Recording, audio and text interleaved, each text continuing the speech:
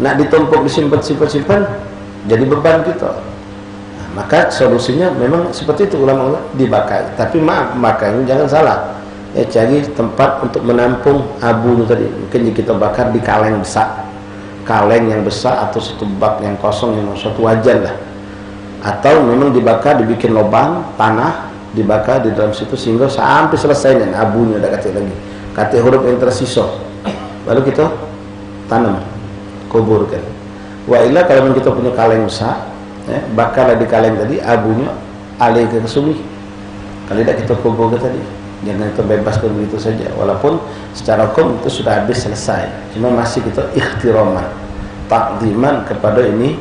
Aslinya adalah Al-Quran. Kenapa ikhwan? Ini hukum ada takdiman ini. Kulit Quran ketika sudah lepas dari Quran itu masih tetap kulit Quran, tetap harus kita muliakan. Kan banyak kan Quran yang kulitnya lepas, saking alhamdulillah sering dipakai. Ini biasa kami dapatkan di pesantren-pesantren, karena setiap hari mungkin 4-3 kali dipakai budak tarik itu. Nah, kulit Quran ini ketika lepas itu tetap namanya kulit Quran.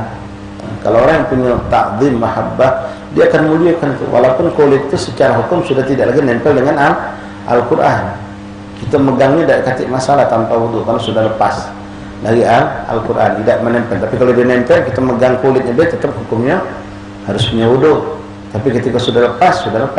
Tapi ikhtiraman, takziman kepada kulit apa? Kulit Al-Quran harus tetap dimuliakan. Tetap kita muliakan. Jadi ini perlu kita perhatikan. Kembali kami ingatkan para ikhwan, majalah-majalah juga, majalah-majalah Islam, apalagi majalah yang bukan majalah Islam, kadang-kadang pas musiman dia tampilkan berita Islam. Nanti nih haji nih bakal muncul gambar Ka'bah, gambar macam. Nah, kita muliakan. Oke, ada gambar di padang Arafah dengan bukit Jabal Rahmahnya. Ya, mungkin ada di situ juga ada gambar Gubernur Hadra, gambar Ka'bah segala macam. Kita pribadi minimal tak pacak ngajak wong, tak pacak nyegah wong, minimal kita pribadi ketika melihat itu singkirkan, selamatkan, muliakan. Kenapa? Ini gambar Ka'bah. Kan masuk dah, mungkin tak lama lagi nih Lebaran Haji. Akan muncul gambar-gambar seperti itu. Jadi kita harus jaga jangan sampai terhinakan.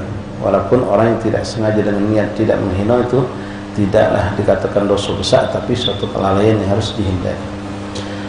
Wallahu a'lam bis-shawab. Baik, ahbabina rahimani rahimakumullah. Termasuk dosa besar yang disebutkan di sini beliau, wa tamkinus sabi ghairu mumayyiz minhu wallahu a'lam. Ini maksudnya mungkin memaksakan satu pekerjaan kepada anak yang belum mampu melakukan suatu pekerjaan, yang belum dia mampu untuk melaksanakannya karena umur yang masih kecil, diberikan kepada dia tugas yang berat. Seperti juga jangan ke manusia, hewan pun haram hukumnya. Kalau kita punya hewan ternak misalnya, atau hewan itu dipakai untuk bajak sawah atau apalah yang memang digunakan untuk, seperti di negeri Arab banyak digunakan keledai. Ketika beban diberikan kepada mereka dengan yang lebih, itu hukumnya kita mendolimi. Itu hewan. Nah, apalagi karyawan. Hewan beda boleh. Kapasitas kemampuan dia tu cuma bisa mampu memikul beban katakanlah penumpang 2 kuda tadi tu. Kita jadi ketiga, awak barang pula, dia lambat kita gebuk pula. Hati-hati.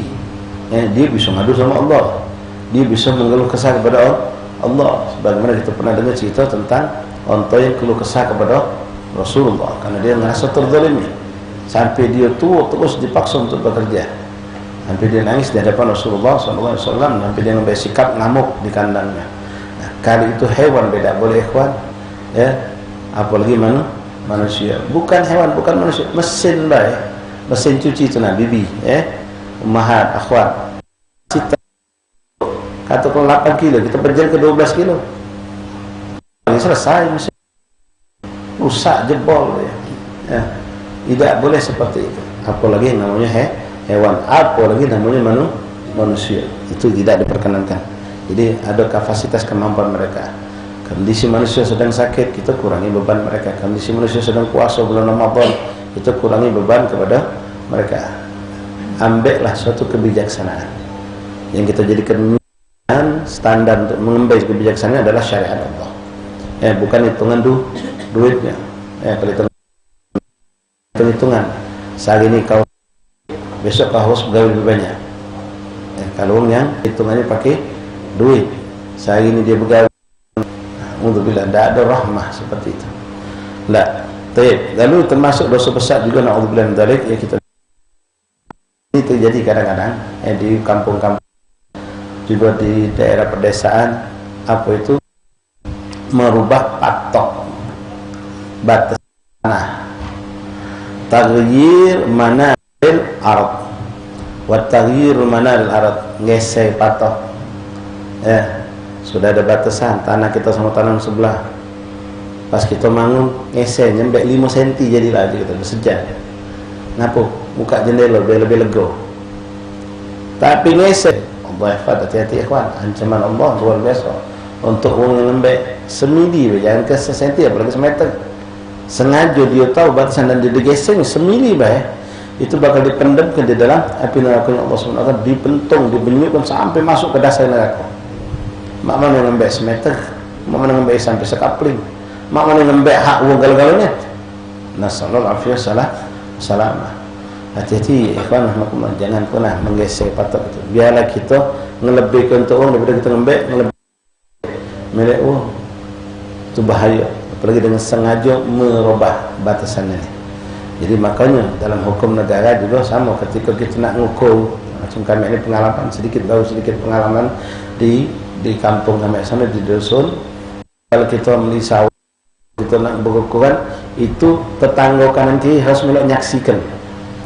Kita nak patok, kita beli tanah punya sipulan, itu kanan kiri tetangga tanah menyaksikan. Karena dia harus tahu benar tidak patokan kita ni. Kalau dia ngasuh ini ada penyimpangan, dia bisa protes saat itu. Jadi memang di atas kertas tertulis ukurannya sekian kali sekian, sekian kali sekian. Tapi ketika yang terjadi ketika matok tanah masang patok tadi, ternyata bisa jadi bergeser. Makanya ketika pengurus daripada pemerintah kades atau dusun ini, dia melok ngawal tukang ngukur, saksi pemilik tanah kanan kiri depan belakang yang berhubungan dengan tanah kita dihadirkan juga. Kalau tidak, dia mewakil ke siapa untuk menyaksikan itu. Nah ini penting, kita harus perhatikan. Terutama juga sekarang, zaman kita sekarang, perumahan-perumahan yang RS terutama itu ada yang sifatnya kopel. Kopel itu atap nyambung. Nah ini batas tanahnya tidak jelas. Ada dinding tengah-tengah. Dinding punya siapa? Kawan sebelah nyampaikan anduk, kita punya. Kita nyampaikan serbet, dia punya. Ketika bangun dinding tadi itu kadang-kadang kita ngembek ke batasan dia.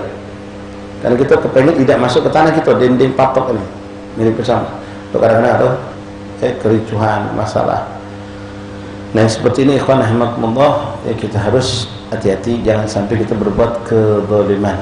Mendinglah tanah kami bergeser ngecik 5 cm, 10 cm sampai 1/4 meter daripada kami ngembek semili tanah. Hati-hati. Bahkan aulia salihin itu jangan ke urusan hidup. Kuburan mereka takut kalau sampai terembek tanah orang sebelah masuk kuburan dia. Habib Ali bin Syahab, waliullah kibar salihin, di seberang kami sana 10 leng rumah Kerang. Itu waktu beliau dimakamkan dan meninggal, dia berwasiat, kuburkan aku di tempat yang masih kosong, katik kuburan kanan kiri. Ngapa aku takut, kata beliau, ketika kamu ngeduk tanah masuk ke lagi mayitlah masuk, kan kita narik tanah, tertarik tumpukan tanah sebelah, tertarik tumpukan tanah wong sebelah masuk kuburan, sampai macam itu waroknya beliau. Padahal secara hukum mungkin tidak kata merugikan. Tanah pacak diganti tumpuk lagi, tapi seperti itu saking warok mereka tadi. Takut mereka. Nah, apalagi hubugul jiran itu akan masuk ke situ juga ikhwan. Ini tanah kosong. Nah, hubugul jiran kalau kita rumah lebih parah lagi, hati-hati. Yang kita sudah pernah kami sampaikan masalah tanaman. Kita nanam batangan, masya Allah, buah-buahnya jambung lagi. Godongnya, sampahnya, gami itu mata tetangga. Buahnya nyampak kita mbek, godong nyampak, tak boleh kita mbek. Bangun rumah ikhwan. Zaman dulu mungkin rumah sama kalau cak di kampung ni 2 lantai kalau rata-rata. entah kita tinggi ke lebih tinggi dari wong sehingga nutupi angin rumah sebelah, ada tuntutan dalam syariat. Jangan kita anggap gampang. Ya, bangun tinggi ke rumah sehingga tetangga sebelah tidak dapat sinar matahari, itu ada tuntutan. Jadi harus hati-hati kita. Jangan cuma nak nikmatkan diri kita, tanah kami, rumah kami, duit kami kita. Iya, karena hidup bukan tengah hutan. Kan bukan hidup pojok perahu, pojok apa rumah pojok rakit tengah laut bertetangga. Urusan sinar matahari tertutup gara-gara kita, itu bisa jadi tuntutan di akhirat. Begitupun angin yang masuk tadi. Ya, ini baru kami dapat cerita tadi pagi, kawan kami cerita. Tak pernah Ustaz, banjir Ustaz. Banjir masuk rumah, ngapa? Gara-gara tetangga sebelah bangun. Kemarin belum bangun mereka. Bangun tadi, nembun tanah, tinggi ke pulau. Tadi, banjir. Nah ini tidak berbuat dolim nih, hati-hati. Jadi kita jangan asik nembun deh. Ya, apalagi rumah-rumah daerah kita ini kebanyakan hidup di pucuk rawa sih kita ini kan. Nah, kita nembun efeknya resapan airnya hilang. Ya, resapan air itu hilang. Kemudian banyu itu ngalir kemana? Belum lagi kadang-kadang, maaf ikhwan, ini penting, wallah nasihat beranak kita katakan, hubungan jiran ini luar biasa. Kita bangun rumah bagus, lemak, cantik, banyu bekas cucian pergi, banyu bekas banyu kotor tadi, belarinya kemana? Pun ada kita perhatikan. Kadang-kadang apalagi kita maaf, kita tukang berbuatan makanan, kadang-kadang bau iwaknya, bau daging, apanya, kadang-kadang nyampe ke tetangga. Efek buruk tadi tu. Sampahnya kalau biasanya banyu bening mengalir di got depan rumah tetangga. Ini banyu butak dengan keadaan kotor sampahnya. Ini nak hati-hati. Jangan kita cuma nak lemak ke diri kita. Hubungan jiran ini sangat penting. Ya, jangan ada gangguan macam tadi. Ya, nutupi angin mereka itu ada tuntutan. Nutupi mereka di sinar matahari itu ada tuntutan. Termasuklah juga wasawis, gangguan-gangguan dari suara-suara yang muncul dari kita. Jangan sampai mengganggu tetangga. Rasulullah SAW berulang-ulang didatangi oleh Jibril AS mengingatkan tentang hubungul jar, tentang hak-hak tetangga, sampai Nabi berpikiran apakah tetangga juga bakal dapat warisan. Saking sering diingatkan tadi, makanya di situ Imam Muhammad Al-Bushairi rahimahullah taala dalam qasidahnya beliau, ya, memuji qasidah Muhammadun yang bisa kita baca di beberapa majelis, termasuk insyaallah Rabu kita majelis Al-Buci, termasuk qasidah Muhammadun asyraful arabi wal ajam. Semua pujian-pujian Rasulullah. Tapi ketika menyebutkan tentang hugugul jiran, hak tetangga, Imam Muhammad Al-Bushairi sampai bersumpah demi Allah. Sampai bersumpah beliau, Muhammadun dahikun lidhaifi mukrimuhu. Nabi Muhammad itu selalu senyum untuk muliakan tamunya, tertawa, tersenyum untuk menyambut muliakan tamunya. Setelah itu beliau katakan, Muhammadun jaruhu wallahi lam yudami. Nabi Muhammad itu demi Allah, kata beliau, tidak ada tetangga yang pernah merasa disakiti oleh Rasulullah. Hatta yang menyakiti dia orang kafir tidak pernah dibalas dengan kezaliman. Kita minta macam-macam, belum bab marke mobil, marke motor, ya, gangguan kita, belum lagi anak-anak kita yang main, yang ganggu kita, kadang tidak peduli. Hati-hati ikhwan, nasihat peduli kami kita gara-gara ini hal yang mengerikan. Jangan sampai kali kita nggak aman atau di akhirat kita tidak aman. Ini hubungan jiran, termasuklah duduk, ya, kita di pasar juga bertetangga dengan tetangga di pasar. Itu juga ada kalau harus kita perhatikan, jangan sampai kita duduklah sebangku juga sama di sekolah, di kuliah, itu semua diangkut, itu tetangga kalau, walaupun tetangga yang hanya hitungan sesaat. Terus sekarang kami duduk macam nyantum duduk ini bertetangga kalau, ya, jangan sampai menimbulkan sesuatu yang mengganggu. Tapi kita lanjut. Jadi termasuk dosa besar itu orang yang menggeser, merubah atau menggeser ukuran atau batasan tanah atau bangunan yang sudah semestinya digesernya, walaupun sedikit. Na'udzubillah min dzalik. La ilaha illallah Muhammad Rasulullah SAW. Wa tasarruf fi syari' bima la yajuz. Melakukan sesuatu yang dilarang oleh syariat. Ya, jelas itu suatu perbuatan yang dilarang oleh syariat, lalu dia melakukannya. Wa isti'mal ma'ar fi ghairi ma'dul lahu fi. Nah, sekarang ini banyak tentang hubungan kita dengan sesama manusia. Ya, hubungan kita sesama manusia, hablum minan nas. Tadi masalah tetangga, masalah kemarin, termasuklah juga masalah ini disebutkan masalah pinjam meminjam, sewa menyewa. Ya, kalau minjem ini kadang-kadang minjem tanpa ada bayaran. Kalau sewa ada sistemnya bayaran. Kita kadang-kadang ngaso punya barang ketika kita nyewa, bayar berapa banyak uang masuk ke rumah sewaan dan keadaan rumah cantik bagus. Pas dia meninggalkan rumah itu macam habis diberondong oleh tentara, lobang galau-galau. Macam ini contoh. Berapa paku nempel? Ini rumah dia. Kita karena foto Habib kami, karena kita ngontrak 2 tahun di situ kita pindah, tidak kita benahi, tidak kita cat baru, tidak kita benahi, tidak kita cat baru, tidak kita bagus kena. Padahal kita masuk kemarin cantik rumah itu, pas keluar hancur rumah. Apa begitu? Kami ini bukan gratis maya di sini. Kami ini bukan gratis maya kan. Sekarang kita punya hak untuk merusak umum, haram ya kuat. Haram hukumnya. Terjadi suatu kerusakan yang tidak disengaja, jadi kita harus minta maaf.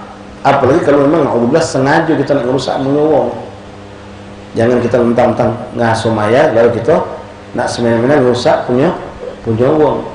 Nyewa ambal, nyewa tikar, nyewa apa, belum minjem tanpa bayaran, nak lebih hati-hati lagi. Jangan kita ngasuh kami ini bayar, kotor, tak apa-apa, tumpahan kopi tumpahan, tak apa-apa, tidak jago. Kecuali memang insiden, tak sengaja, lain cerita. Itu pun kita harus minta maaf dan berusaha membersihkan apa yang kita pinjam tadi. Al-Habib Ali bin Ja'far bin Ahmad Al-Aidrus, kita kenal Habib Ali Batu Pahat, rahimahullah ta'ala, wali min awliya kibar awliya Allah.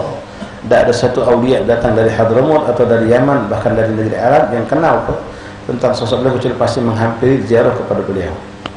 Habib Sayyid Muhammad bin Al-Maliki, Habib Zain bin Jamil, Imam Muhammad bin Salim, Habib Ali Masyhur bin Salim Syatiri, semua kalau sudah masuk Malaysia melazimkan harus kunjung kepada beliau. Rumah beliau Depok, alhamdulillah pernah berkunjung masa hidup beliau, pernah masuk rumah beliau. Rumah beliau itu rumah yang tidak pakai plafon, atap langsung, nggak pucuk atap plafon, lantainya cuma lantai semen plesteran, tidak ada keramik. Biliknya pun papan ketemu papan, model kalau kami masuk kampung kami masih ketemu itu papan ketemu papan.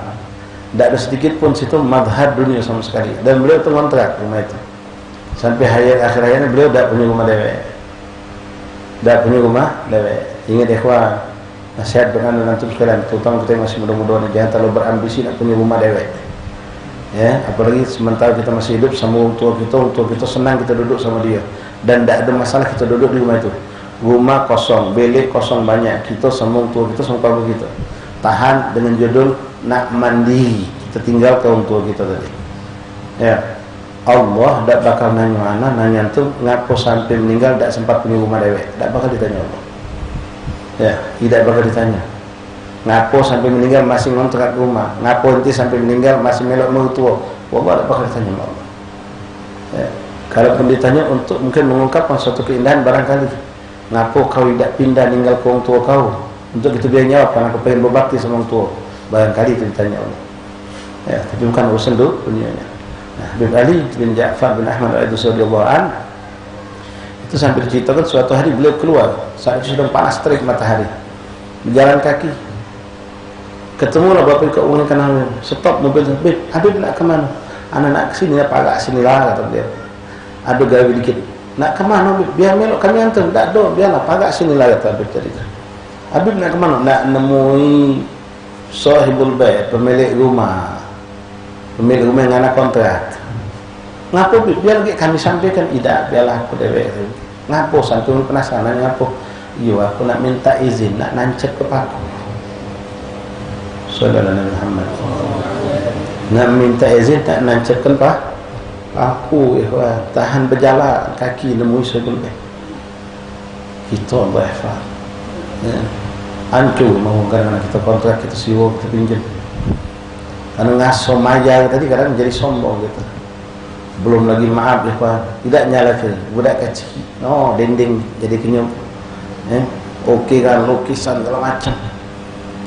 Tak pernah terlintas pikirannya sebelum aku keluar dari rumah harus kubersihkan, kuapikan, kucek ulang. Tak kata. Pas mentu, nyingok si belbet bingung. Ya Allah, Kalau dandan lagi nih habis sewaan duit setahun itu untuk belum dapurnya yang kita rusak, pintu mandi nggak bolong, macam-macam. Jadi ikhwan, ini dibahas oleh beliau. Wasti'mal ma'ad fi ghairi ma'dun lah fi. Nah, di sini beliau menegaskan menggunakan sesuatu yang kita pinjami tapi di luar izin atau batasan yang kita diizinkan. Batasan yang kita pinjam. Bellah, ana minjem motor itu sebenarnya. Nak ke Pelaju, nak ngambil obat umi anak. Di Pelaju itu di apotek Mutiara itu ada obatnya karena sudah nyari. Potong. Sudah sampai Pelaju melihat obat tadi, subhanallah, teringat pengen beli makanan. Masih Pelaju itu lah, tapi maju lagi 200 meter. Maju gitu saya 200 meter, beli makanan tadi itu. Nah, ada dah izin ini. Wallahi kalau kita memang pengen nyador selamatan diri kita, ini tidak kata izin. Izin kita cuma ke apotek Mutiara beli obat, habis balik. Tapi kita mampir beli makanan menggunakan motor tadi. Walaupun kita balik ke selamat afiat, kata lecet, kata apa, tapi perizinan sampai di mana? Ya. Nah, perizinan ini harus kita ada akadnya juga. Minjem untuk apa? Harus kita gunakan sesuai dengan apa yang kita pinjam. Ini nasihat buat anda nantum. Kita sering ikhwan, apalagi bulan puasa, ummahat, bibi-bibi ini terutama. Tetangga sebelah nunjuk kita makanan, laki pergi, laki mangkok, pempek, laksan semua sudah. Habis kita pakai piring dia. Kita pakai mangkok dia tadi tu. Tidak pakai izin. Apa hukumnya? Gosok ini namanya.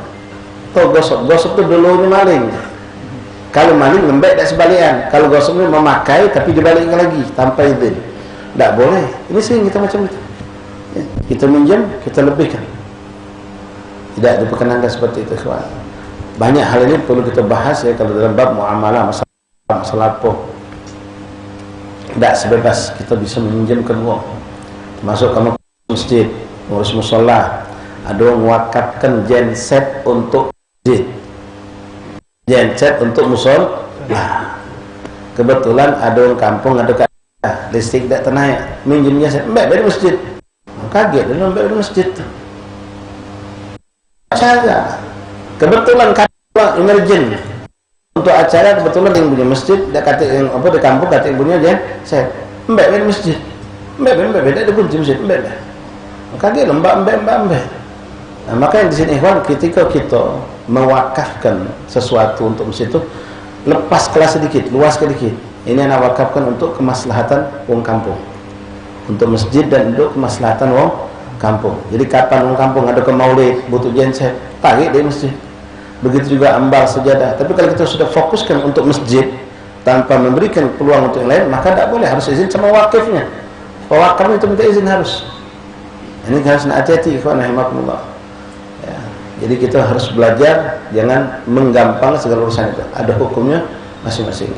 Nah, minjemkan apalah, minjemkan mesin, minjemkan barang apalah si pinjaman tadi sesuai dengan akad, ya. Kecuali kalau jatuh pakai apa pokoknya pacak mau pakai di rumah ni pakailah. Nah, ini motor pinjam lain tidak pakai sampai seminggu, nak lebih silakan, nak kemana pakai jatuh. Yang penting jangan gawa maksiat, bebas. Nanti nak gawa kemana pakai motor lagi tidak maksiat. Tapi ketika kita akadnya untuk sesuatu yang kita batasi, maka ketika kita merubah pemakaian kita harus izin. Ya, jangan sampai kita tidak izin. Repot nasihat. Ikhwan, ya, nasihat buat anak antum. Biarlah repot sedikit di dunia. Daripada repot kaget dia. Ya, faman ya'mal mithqala dzarratin syarran, sekecil apapun kesalahan itu bakal ditengok oleh Allah, bakal ada tuntutannya, bakal ada timbangannya.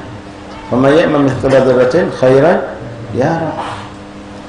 Memang kadang-kadang ada juga yang istilah, ya. Istilah ini macam minjem pena. Ini berkurang dari pena ni. Tinta yang terpakai. Ya, tinta yang terpakai. Minjem motor dengan bensin terpakai. Cuma sudah maklum antara kita semua yang minjem ini, makna minjem pasti dia minjem penggunaan tadi itu dia malikkan lagi. Dia ngambil bagian dari itu, sudah istilahnya parodi dalam bahasa begitu. Sudah saling ridho, sudah saling ikhlas. Tak jadi masalah seperti itu. Nah, tapi yang macam tadi, ya jadi ya, menggunakan barang-barang seperti itu. Terus juga kadang-kadang ada wakaf untuk masjid, untuk musola tadi itu. Akhirnya pengurus masjid dijadikannya bisnis. Ada ambal, ada apa, disiwa ke, masuk duit ke masjid, masuk duit ke musola. Nah ini apa hukumnya? Kalau memang ada izin dari yang wakafkan, silakan. Kalau yang wakaf pun tidak mengizinkan, tidak acak kita memanfaatkan seperti itu. Walaupun bukan untuk pribadi kita, ya. Tapi memang kali ini silakan, ini kan wakaf masjid untuk kemaslahatan, untuk kemanfaatan masjid. Sifatnya global, ijma. Nah, kemanfaatan kemaslahatan masjid ini boleh kita tafsirkan, disiwakan, dapat duit, masuk lagi ke masjid. Labas, dapat apa? Ya, kalau ada akad ini penting, ucapan dalam akad itu harus kita perhatikan. Ya.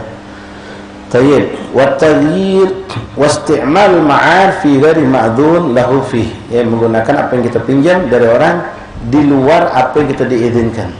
Ya, minjem mobil. Ana minjem mobil. Ngapa nak ngawak umi ana ke rumah sakit, nak ngantar umi ana kondangan. Sudah ngantar umi kondangan. Pas balik ke rumah nengok barang toko belum ditantar ke pasar. Ai mumpung umi belum balik je Zohor. Dengar cat ngawak barang taruh mobil tadi kita hantar ke pasar. Nah ini maksudnya itu enggak izin kita minjem mobil tadi untuk ngantar umi kita kondangan.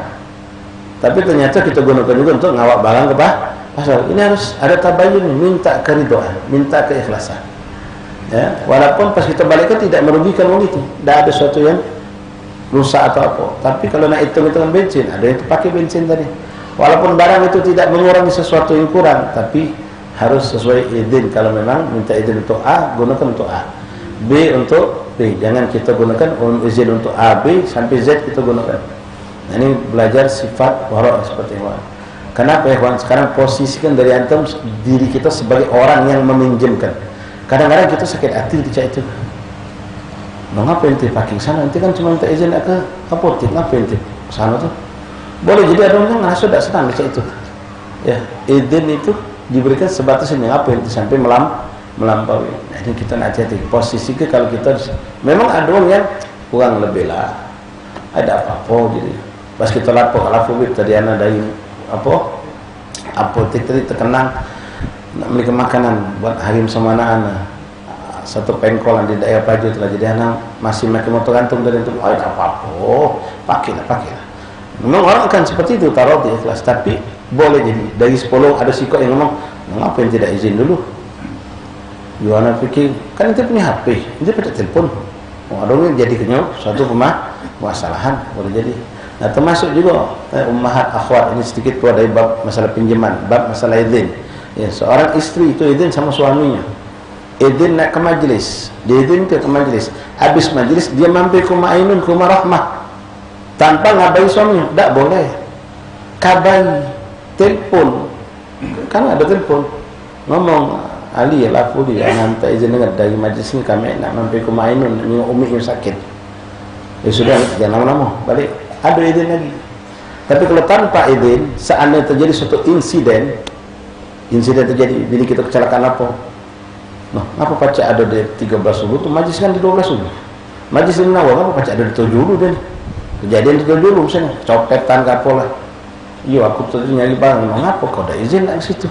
Sakit hati. Musibah bahkan bukan kita rahmah, bukan kita kesian sama bini kita tadi, malah kita aduh dongkolnya.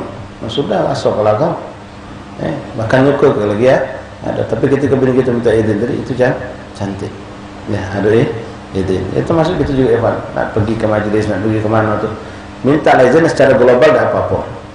Ban, malam nak pergi majlis, mungkin habis majlis nak mampir 4 kawan dulu. InsyaAllah jam 10 balik. Nah, patokan jam 10 balik.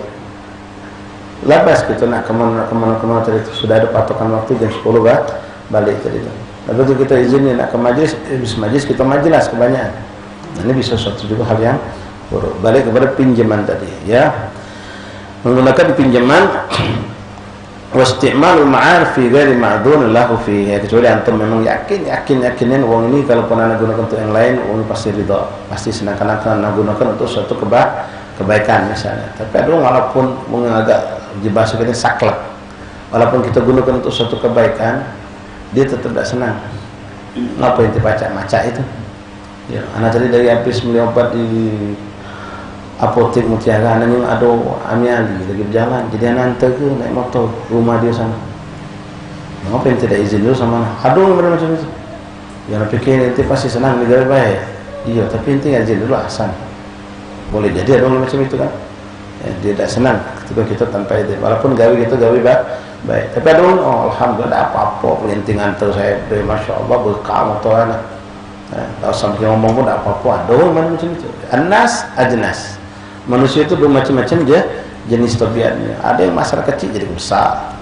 Ada yang masalah besar dia kecil. Ada yang masalah kecil sudahlah, kalau lebih tak apa-apa. Dan kali tak sama kedin. Kalau mereka macam ini gawe hai, pakailah. Ada yang macam itu. Tapi hati-hati kebebasan yang jangan jadi kebablasan. Kita kadang-kadang pas dia ngomong macam itu lajulah. Pokoknya kalau gawe hai dia ladas gitu. Kita harus menyadari posisikanlah bagaimana kalau kita yang punya motor minjem uang. Yang seperti itu. Wasti'mal ma'ar fi ghairi ma'dul lah fi au zada ala muddah al ma'dul lahu fiha. Tadi sudah kami sampaikan, atau melebihi batasan dari waktu yang sudah diizinkan. Kita diizinkan minjem sampai jam 4 sore. Macam ente nak minjem ke majlis menawar. Ana minjem motor, habis majlis ana balik ke. Tahu kita nyambung apa ada call dihadap misal. Nyambung. Oh. Saya bermotor boleh jadi marah walaupun dia tak nak maki.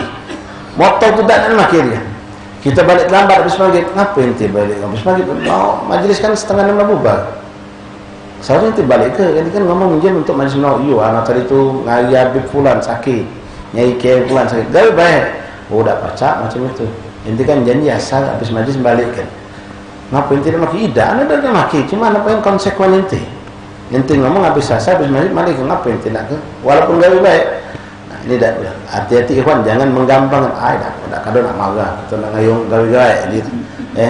Gawe baik. Sini sampai dijelasan Muhammad au zada 'alal muddah ma'dhun lahu fiha. Atau kita melampaui waktu yang sudah ditentukan. Minjem 2 hari kami balik ke, atau 2 hari setengah, 3 hari setengah, termasuk minjem duit. Janji 3 hari mundur jadi 30 hari. 30 hari sampai mundur lagi 3 tahun. Tak boleh mundur jam jangan ikhwan. Mundur jam jangan. Kalau memang kita sudah wa'ad janji, insyaallah sore ini sebelum maghrib ana balik ke. Balik ke sebelum maghrib. Ternyata belum selesai gawe kita, masih harus kita sambung lagi, izin lagi. Tajdidul izin. Sama kita dengan urusan pemerintah ikhwan. Kalau sudah kita dibatasi waktu, tanggal sekian harus kita bayar pajak, kita lambat, kena lagi. Sebagaimana seperti itu, bahkan lebih bahaya lagi kalau urusan dengan sesama manusia ini. Au a'ara li ghairihi. Nah, lebih parah lagi, dia minjam sama kita pinjam punya orang lain. Tak boleh juga nih, Pak. Au a'ara ghairihi. Dia boleh minjam pinjamnya orang lain. Macam tadi. Orang boleh minjam, dia minjam. Oh, aduh, mbak beri mah. Ini siapa? Ini sudahlah gampang aku ngomong sama dia. Sering kita kayak itu. Butuh nampan, butuh apa. Kita kemarin habis kondangan ngadu ke acara. Nampan yang kita pinjam ini belum kita balik ke. Tahu langgar sebelah butuh nampan. Ada di mana? Mbak. Nah, dia nembek kan. Nampan siapa? Nampan Sujang. Gampang aku ngomong sama dia. Oh, lumayan. Kita sering macam itu, menggampangkan urusan. Sudah gawat kalau musola ikhlas dipakai. Tahu Sujang dari mana nampan aku? Pakai langgar musola ikhlas. Oh ya, aku nak pakai jadi sekarang. Nah, jadi balah. Wallahi ikhwan, izin seperti itu. Telepon Sujang, dia enggak lakukan. Nampan nanti nak pakai dah sekarang. Oh tidak ngapa, langgar sebelah nak minjem boleh tak? Oh jatuh, alhamdulillah dipakai lagi berkah. Kan lemah. Ada tanggung jawab. Modal hilang modal apa? Oh, wong marah. Kalau nampan tu hilang di tangan kita, rusak tangan kita, wong itu mungkin marahnya sedikit. Tapi begitu dipinjam ke orang lain, hilang di tangan orang lain, rusak marahnya lebih. Ngapain tim macam-macam minjem wong? Sekarang nampannya rusak. Jadi hindari seperti itu. Maka ditegaskan beliau sini. Au a'aru ghairihi, atau minjamkan kepada wong lain. Jangan, harus sama dengan izinnya. Wallahu a'lam.